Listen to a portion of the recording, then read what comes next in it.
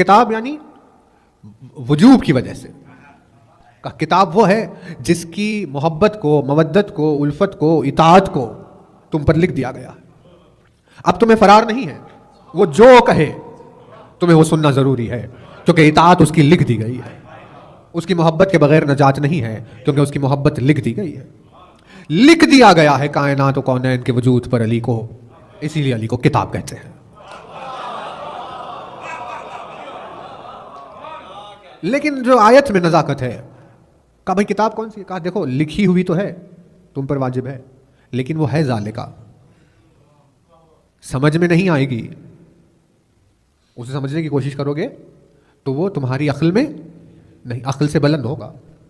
بھائی جتنی عقل کی صلاحیت ہوگی تمہارے اتنا سمجھ میں آئے گا، لیکن جہاں عقل کی حد ختم ہو جائے گی پھر وہ اس کے بعد سمجھ میں نہیں آئے گا.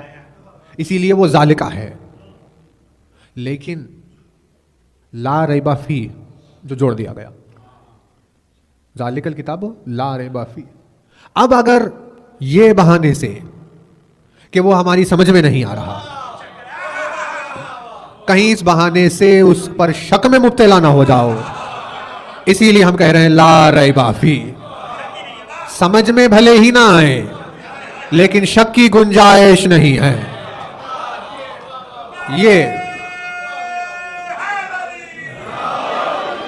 یہ علی کی فضیلتوں کا رنگ ہے.